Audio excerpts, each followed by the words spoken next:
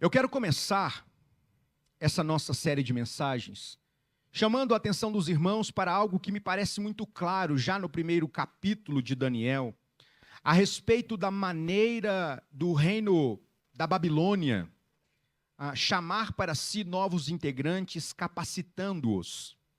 É muito interessante perceber como existe aqui uma metodologia educacional aplicada às conquistas, com vistas a transformar os melhores daqueles povos que foram conquistados, tornando-os servos da Babilônia. É muito interessante perceber que existe um movimento intencional de transformação por meio do ensino. É muito interessante perceber como a educação é a mais poderosa ferramenta de influência. Pode não ser a mais rápida, pode não ser a que produz efeitos imediatamente, mas com certeza é aquela que pode mudar gerações, porque todas as vezes onde se toca o coração, todas as vezes que se toca nos ensinamentos, na visão que se tem das coisas à sua volta, naturalmente, consequentemente, atitudes são transformadas. E por isso, eu gostaria de tratar esta nossa primeira exposição, chamando a atenção dos irmãos para a Babilônia, como sendo uma pátria educadora, como sendo alguém, um povo, que se especializou na arte de transformar por meio da educação aqueles que um dia serviriam a Babilônia. E é interessante perceber como isso parece dizer muito a respeito de nós nos dias em que nós vivemos. O capítulo 1 do livro de Daniel aponta para um contexto histórico muito deprimente da história de Israel. Nós sabemos que depois do período da teocracia vivida nos 350 anos, 300 e poucos anos dos juízes, veio então a monarquia, Saul, o primeiro rei, Davi e Salomão.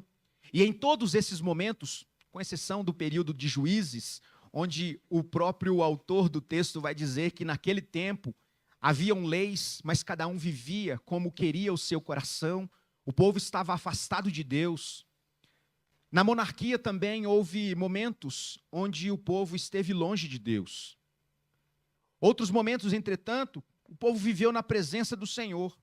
Mas uma marca constante do povo de Israel ao longo desses períodos, ainda que tenha mudado a sua maneira de se organizar como povo, foi a inconstância. Depois da morte do rei Salomão, filho de Davi, o reino foi dividido em 2 reinos. Reino do norte, 10 tribos, reino do sul, tribo de Judá e Benjamim. O reino do norte cai e nunca mais foi restituído. O reino do sul está agora como quem patina, longe de Deus. Jeoaquim estava longe do Senhor. E Deus então envia os seus profetas, anunciando o juízo de Deus, mas carregado de uma mensagem de misericórdia. E então Isaías prega para aquele povo. Jeremias anuncia a necessidade de arrependimento e o povo continua longe do Senhor. E então, depois de pregar, anunciar, Deus cumpre as suas ameaças. O texto começa dizendo que era o 3º ano do reinado de Jeoaquim, rei de Judá, quando Nabucodonosor, o maior império daquele momento, se levanta contra a cidade de Jerusalém, saindo da Babilônia, cercando Jerusalém por todos os lados. O verso 2 nos diz que Deus entregou Jerusalém nas mãos de Nabucodonosor. Esse texto aponta para o fato de não ter sido uma derrota por acaso. Esse texto aponta para o fato de que foi Deus quem levantou o Império Babilônico como disciplina do Senhor para um povo que estava impenitente. Portanto, tudo o que está acontecendo nesse contexto, apesar da maldade dos babilônicos e das suas estratégias sujas, pagãs, não fugiram do controle de Deus. apesar de tudo isso estar acontecendo, do povo estar agora sofrendo, Deus estava no controle. É muito interessante perceber, irmãos, que Nabucodonosor cerca a cidade, sitiou a cidade, e ele então vai furtar, roubar, levar para si utensílios sagrados, destruindo a cidade, o templo, deixando em ruínas. E muitos daqueles que sobreviveram a estes ataques foram levados para a terra da Babilônia, e aqueles que ficaram em desprezo, ruína e pobreza. O texto diz que agora Daniel faz parte daquele grupo que está cativo na Babilônia. Daniel, contra a sua vontade, agora se vê num contexto completamente diferente daquele em que ele vivia. Daniel se vê em circunstâncias completamente diferentes daquelas que ele estava acostumado. E nesse contexto de cativeiro, nós percebemos uma decisão intencional, firme e irredutível do homem que estava na Babilônia, mas de um homem cuja Babilônia nunca teve o seu coração. Esse texto aponta para o fato de que, embora, por vezes, as circunstâncias à nossa volta possam mudar, embora por vezes estejamos em meio a uma cultura cristianizada, mais paganizada, secularizada, esse texto aponta para o fato de que sim, é possível continuar servindo a Deus, ainda que tenhamos que viver no contexto da Babilônia. É muito interessante perceber que Daniel estava num cativeiro físico. E talvez esta expressão de cativeiro seja a mais fácil de se identificar. O cativeiro físico é quando você se torna prisioneiro fisicamente de um outro poder. E Daniel não estava numa colônia de férias na Babilônia. Ele estava ali por força de cativeiro. Ele fora capturado e levado para ali. Não havia muito que pudesse ser feito. E ele experimentou o cercear da sua liberdade, de um direito que nós gozamos hoje, de desfrutar, de locomover, de irmos e virmos. Mas é muito interessante, irmãos, que Daniel também está envolvido em um outro contexto de cativeiro que afeta mais do que apenas aspectos físicos geográficos. Por vezes, nós também, embora não estejamos vivendo um contexto de cativeiro físico, podemos também, como Daniel, vivermos cativeiros emocionais e principalmente, e no nosso caso sobretudo, um cativeiro cultural. Cativeiro emocional é aquele que te leva à paralisia. É quando as suas emoções são capturadas de maneira a te fazer responder com fobias, ansiedade e te fazendo paralisar diante do novo. Emocionalmente abalados, perplexos, paralisados. Quantas vezes é esse tipo de cativeiro que muitos cristãos têm vivido? Se sentindo paralisados, impotentes, frente às transformações desta nova Babilônia.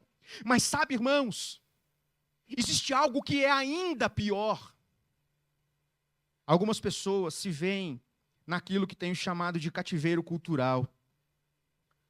O cativeiro cultural é quando, apesar de não concordarmos com a cultura vigente nos nossos dias, nós vivemos como se fôssemos obrigados a viver como se concordássemos. É quando tudo à nossa volta é diferente daquilo que cremos, e embora nós sejamos contrários a determinados costumes, ao status quo, vivemos como se concordássemos. E as coisas já não soam mais para nós, vivendo neste contexto de cativeiro cultural, como sendo tão alarmantes.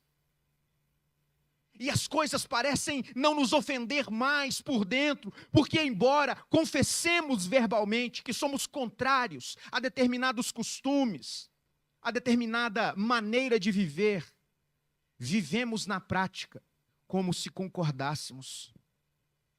Meus irmãos, muitas vezes, nós não conseguimos escolher os ambientes em que nós precisamos estar. Às vezes sim, muitas vezes não, e eu estou tratando de maneira macro, mais ampla. Nós vivemos num contexto onde a cultura, ela é profundamente afetada pela visão de mundo. Nós precisamos entender que não existe neutralidade cultural. Nós precisamos entender que não existe neutralidade em nossa caminhada e no nosso relacionamento com Deus. Ou, de fato, nós vivemos para a glória de Deus, ou o contrário. Não existe neutralidade naquilo que nós experimentamos na nossa cultura. Tudo o que é feito e experimentado tem como gênese, tem como nascimento aquilo que está no nosso coração e a visão de mundo que temos a respeito das coisas. Portanto, nunca foi tão urgente falar a respeito de ensino. Nunca foi tão urgente falar a respeito daquilo que está no nosso coração, das nossas bases, convicções. Porque com o passar do tempo, é a partir desta visão de mundo que nós construiremos a nossa cultura, os nossos relacionamentos, a maneira com que nós nos relacionamos com as outras pessoas. E Daniel está nesse contexto de uma cultura pagã. A Babilônia era uma nação pagã, idólatra, e mesmo contra a sua vontade, Daniel se vê num cativeiro físico. Mas sabe, irmãos, o cativeiro físico era real para Daniel, não o cativeiro cultural. E por que isso é importante para nós? Por que pensarmos a respeito de Babilônia é importante para nós no século 21? Porque uma história tão antiga, de um império que não existe mais, parece dizer muito a respeito dos nossos dias. Por que então destacar a atitude de Daniel naquele contexto? O que eu e você temos a ver com essa estratégia educacional? Muito. Porque sabe, irmãos, eu não sei se você percebeu, mas nós também vivemos num contexto de uma Babilônia moderna. Nós vivemos num contexto de uma, você vai se lembrar desse slogan, de uma pátria educadora, onde costumes têm sido alterados, plantados no coração de gerações, e nós temos colhido fruto da nossa omissão. Porque não nos posicionamos e temos sido catequizados pela Babilônia dos nossos dias. Temos nos sentido reféns de um cativeiro, ainda que não físico, mas cultural, a ponto de nos constrangermos a dizer em livre bom tom o que de fato nós cremos. Nós chegamos a esse ponto. E quando nós paramos para pensar a respeito da estratégia da Babilônia, nós percebemos que os povos mudaram. Os costumes mais específicos mudaram. Mas o foco continua o mesmo. A estratégia continua a mesma. Durante muito tempo, era muito simples e fácil identificar um cristão no meio de uma multidão. Durante muito tempo, havia um estereótipo de cristão que muitas vezes, não poucas vezes, fizemos chacota. Durante muito tempo, era possível identificar alguém não simplesmente por aquilo que dizia, mas também pela maneira que vivia. E a estratégia foi contaminando e tornando cada vez mais difícil a identificação destes verdadeiros cristãos. Eu me lembro que em 2019, quando pastoreava a nossa igreja em Alterosa, certa vez no estudo bíblico, alguém me disse: pastor, talvez o nosso problema seja a quantidade de cristãos de IBGE. Eu ainda nunca havia ouvido essa expressão. E eu confesso que na hora eu não dei muita bola porque eu não entendi o argumento. E aí depois a pessoa repetiu. Eu penso que o nosso problema são os cristãos de IBGE. E foi então que brotou uma humildade ali. Eu falei assim: como assim? O problema é que muitas pessoas hoje em dia se declaram cristãs, quando de fato, de verdade, não são. Cristãos de IBGE respondem uma estatística de vez em quando, se autodeclaram, mas não são de verdade. E é muito interessante perceber como isso diz muito a respeito desta estratégia educacional, de fazer com que você se transforme em outra coisa. Daniel agora está vivendo no contexto da Babilônia, e a estratégia aqui é muito clara: pegue os melhores, mais bonitos, aqueles que me serão útil no palácio, e matricule-os na Universidade Federal da Babilônia, curso intensivo de 3 anos. E depois desse período, eles serviriam ali no palácio, na Babilônia, numa cultura nova, uma língua nova, com nomes novos. A proposta era, por meio da educação, transformar quem era Daniel, Ananias, Misael e Azarias em Beltesazar, Sadraque, Mesaque e Abednego. Mudar a língua deles, a visão de mundo deles, as ciências deles, para que uma vez na Babilônia, eles vivessem como um cidadão da Babilônia. Meus irmãos, Daniel está diante deste desafio.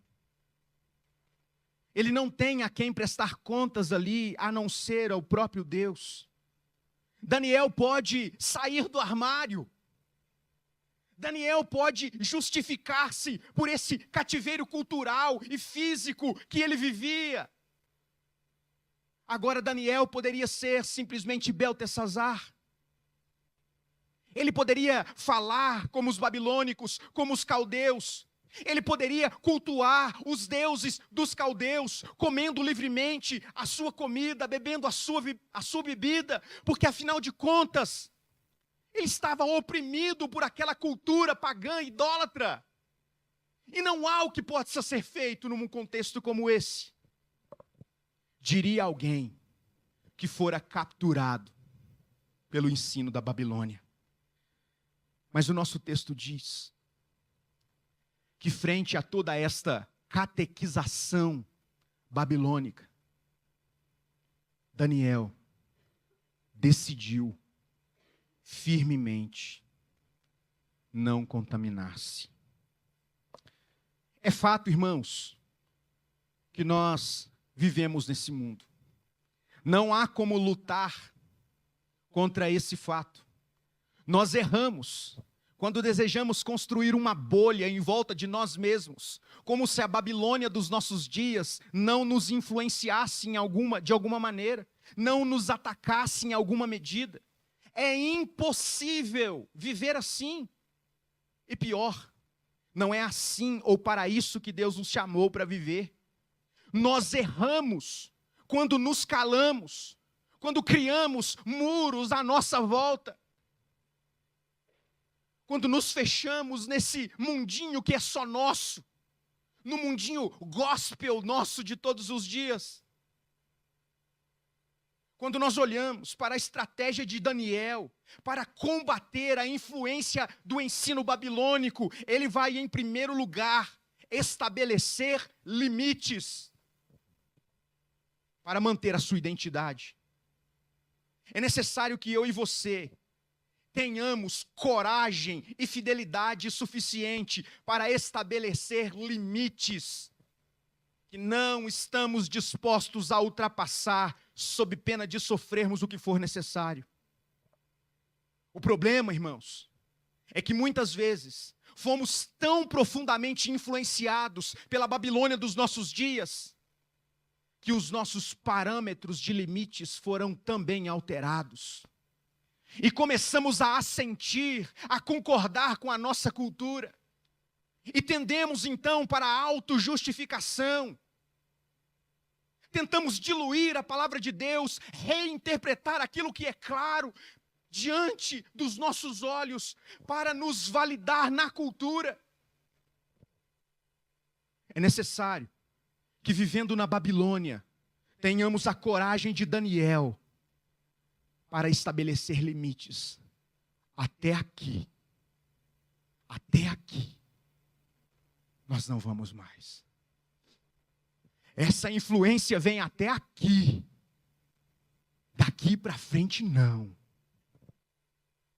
O texto diz que Daniel decidiu firmemente não contaminar-se com as finas iguarias do rei. É muito interessante, irmãos, que naquele contexto, o povo começou a murmurar: Senhor, e agora? Nós estamos longe da nossa casa. Nós queremos voltar para Jerusalém. Nós queremos sair da Babilônia. E é muito interessante que, em resposta à murmuração e o clamor do povo, Deus vai chamar novamente Jeremias e enviar por meio de Jeremias uma carta ao povo dizendo o seguinte: todos vocês que foram exilados para a Babilônia, lugar para onde eu os deportei, Deus está deixando muito claro, existe sim um propósito para vocês estarem aí. E naquele contexto, o propósito de estarem na Babilônia era de se arrependerem diante do Senhor e endireitarem os seus caminhos. Eles não voltariam para casa antes do cumprimento do propósito de Deus. E Deus vai, Jeremias capítulo 29, deixar isso muito claro. Portanto, foi eu que os enviei para lá. Edifiquem casas, morem nelas, plantem pomares, comam dos frutos. E aqui quem trabalha com plantas frutíferas sabe que algumas demoram a produzir. Demoram. Eu me lembro esses dias de ter visto um testemunho bonito da Vanusa com relação ao seu Homero a respeito do marolo. Plantou esperando que os netos comeriam. E Deus concedeu a graça dele mesmo experimentar. Mas, via de regra, algumas frutas demoram a produzir. E com esta palavra, Deus está dizendo: vai demorar. Vai demorar. É melhor se acostumar com esta nova realidade. Podem casar os seus filhos, multipliquem-se aí. Não sejam diminuídos. Procurem a paz da cidade. E orem pela paz da cidade. Irmãos, nós podemos ter duas reações frente à necessidade de vivermos aqui nessa Babilônia moderna.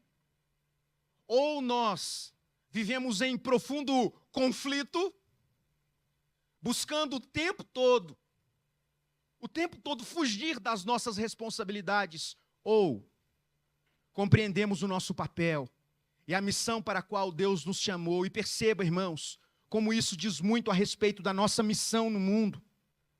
Deus não disse que o destino final do povo era a Babilônia, assim como nós temos a garantia bíblica de que o nosso destino final não é esse mundo. Mas aprove ao Senhor nos redimir e nos fazer continuar vivendo aqui por um tempo. Porque nós temos uma missão aqui. Nós temos um propósito de estar aqui. Existe uma razão pela qual Deus nos salva e nos mantém salvos nesse contexto da Babilônia. E nós não podemos nos furtar a esta responsabilidade, em que pese a catequização do progressismo dos nossos dias. Nós precisamos ter a coragem de Daniel e dizer: aqui não! Aqui não! Nós precisamos voltar a chamar pecado de pecado, irmãos. Nós não podemos nos acomodar em tomar a forma da cultura dos nossos dias de maneira passiva. Deus continua nos chamando para sermos seus filhos, e é muito interessante que nós também vivemos o paradoxo de Daniel. Daniel era cidadão de Judá, de Jerusalém, homem de Deus, mas que se viu por decisão de Deus na Babilônia. Ele teve o seu nome trocado, ele teve outros ensinamentos, mas o que determinou a vida de Daniel era a compreensão de que ele não era simplesmente um cidadão da Babilônia, antes, porém, ele era cidadão de Jerusalém. Irmãos, a palavra de Deus também nos diz que nós somos como forasteiros, peregrinos. Esta Babilônia moderna que nós vivemos não é o nosso destino final, e nós precisamos viver aqui nesta perspectiva de dupla cidadania. Nós estamos aqui, mas não somos daqui. O nosso coração não pode se apegar a estas coisas, àquilo que a Babilônia dos nossos dias tem nos ensinado como sendo um novo padrão de viver. Perceba, irmãos, como nós temos vivido o tempo dos novos padrões de família, novos padrões de relacionamento, novos padrões de culto. E perceba, eu não estou me referindo a simplesmente estética litúrgica, mas à essência do culto. E aquilo que antes fora duramente, enfaticamente rejeitado pelo povo de Deus, agora parece ser recebido. Muitos dizem: eu não concordo, mas fazer o quê, não é? Fazer o quê?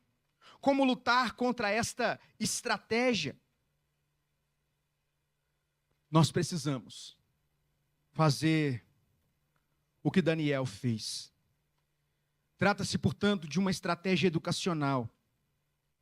Tanto Daniel quanto aqueles três, eles aprenderiam na Babilônia outros costumes, outras ciências. E no final desse tempo de preparação, eles teriam, se o plano da Babilônia funcionasse, uma nova visão de mundo, relativizando aquilo que antes para eles eram padrões. Eles não seriam mais simplesmente israelitas, mas israelitas convertidos à Babilônia. À semelhança de Daniel e seus amigos na Babilônia, nós somos chamados por Deus a nos posicionarmos. Nós temos visto, irmãos, a influência da Babilônia moderna. A cultura tem ultrapassado a barreira do aceitável e mudado a nossa forma de ver o mundo à nossa volta. A nossa visão, que um dia fora cristã, reformada, tem ganhado novos contornos, tem sido gradativamente, paulatinamente diluída e se transformando em algo estranho à palavra de Deus. Pilares da fé estão sendo desconstruídos e nós estamos assistindo à catequização da Babilônia. Esses dias eu ouvi uma postagem onde duas mulheres, nessa experiência de um novo padrão moderno de família, estavam em uma igreja dita cristã, celebrando aquilo que elas chamaram de ceia. E ali, como quem brinda com os cálices, agradecendo pelo seu matrimônio. Isso já deveria nos escandalizar o suficiente. Isso já deveria nos fazer pensar a respeito da necessidade que temos de nos voltar para a palavra de Deus e, custe o que custar, continuar afirmando em quem nós cremos. Mas sabe o que é mais constrangedor? É que em nome do amor, em nome da inclusão, para a tristeza de muitos de nós, a gente percebe crentes curtindo publicações como essa. Eu até não concordo, mas é bonito, não é? Se é sincero, deve ser bom. É esse o nível que nós chegamos. É para onde nós estamos caminhando, cedendo a esta catequização, a este ensino do inferno. O texto que lemos termina com o posicionamento de Daniel, e eu quero terminar com ele, apontando para a reação que devemos ter frente a todo este movimento da Babilônia dos nossos dias. Porque muito bem, nós sabemos qual é o problema. Fizemos aqui um bom diagnóstico do estado cultural em que nós estamos inseridos. Mas como tratar essa questão? Como responder a este cativeiro cultural em que muitos cristãos estão aprisionados? O texto diz que, diante desse cenário, Daniel decidiu não se contaminar. O que Deus espera de nós, irmãos, não é outra coisa senão fidelidade. Eu sei que assim como eu, você quer mudar o mundo. Eu sei que assim como eu, você quer mudar a cultura em vários aspectos dela. Eu sei que assim como eu, você ora contra o carnaval. Eu sei. Eu sei que assim como eu, você está preocupado com os rumos que a nossa educação está indo. Eu sei. O problema é que às vezes, irmãos, a nossa preocupação, ela se detém em aspectos dos quais nós pouco podemos fazer. Nós nos concentramos tanto no milagre que é necessário para a transformação, que nos esquecemos de que Deus não está requerendo de nós que façamos qualquer tipo de milagre transformador de cultura. Deus requer de nós firmeza e fidelidade. Deus requer de nós uma resposta corajosa de fidelidade a Ele. E é exatamente esta a resposta que Daniel apresenta ao cativeiro cultural que ele está inserido. Irmãos, nós podemos e devemos continuar orando pela paz da cidade. Nós temos sofrido tanto, porque a influência tem chegado na formação dos pastores. E nós temos dedicado tempo de oração e feito tudo aquilo que é possível para que essa situação mude. Mas nós não podemos nos esquecer daquilo que Deus requer de nós em sua palavra, irmãos. Deixe de ser o revolucionário de discurso e seja um crente fiel que é obediente a Deus nas pequenas coisas corriqueiras da vida, que quer mudar o sistema inteiro e sequer se posiciona no contexto que está inserido, que começa a flertar com as coisas desse mundo, que começa a entender que a matinê do carnaval não tem nada a ver, é algo cultural. A resposta que Deus espera de nós é a obediência. Daniel sabia o tamanho do desafio de estar na Babilônia. Mas sabe qual foi a sua decisão? De ser fiel a Deus.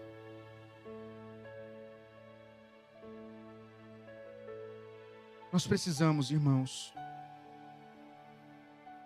pensar a respeito dessa nossa disposição do coração.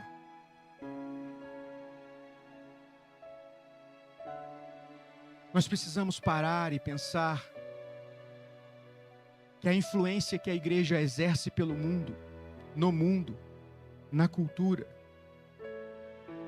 não é e não pode ser pela semelhança do mundo. Não será imitando a Babilônia que nós influenciaremos a Babilônia. Não é copiando aquilo que experimentamos nessa cultura pagã e trazendo para o contexto da vida cristã, que veremos a transformação que tanto sonhamos, mas sendo obedientes ao Senhor. Talvez seja difícil demais para nós individualmente mudarmos a cultura da nossa cidade. Mas o que Deus requer de nós é um posicionamento individual do nosso coração, crendo que Deus nos chama a influenciar pela obediência e pela diferença. O capítulo 1, todo o capítulo 1 de Daniel, é um chamado para nós, irmãos. Nós vivemos no contexto de Daniel. A questão é que, será que estamos dispostos a nos posicionar? Ou continuaremos sendo influenciados, educados, catequizados pela Babilônia dos nossos dias?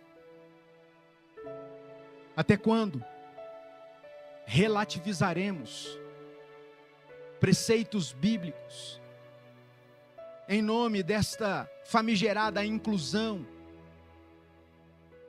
Até quando nos contaminaremos?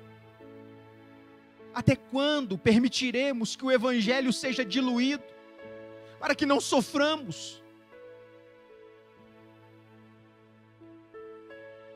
Que o Senhor nos ajude, irmãos, a olharmos para o livro de Daniel e entendermos que também vivemos numa espécie de Babilônia. Que o Senhor nos ajude, meus irmãos, a olharmos para o exemplo de Daniel e perceber que é possível continuar sendo quem somos na Babilônia. E que apesar da oposição, das lutas, da perseguição, o que Deus espera de nós é obediência, fidelidade a Ele. Que o Senhor nos ajude, meus irmãos, a pensarmos a respeito da Babilônia, a lembrarmos de Daniel e refletirmos o que Daniel na Babilônia diz a nosso respeito. Que o Senhor tenha misericórdia de nós e nos ajude a nessa noite decidirmos firmemente sermos diferentes.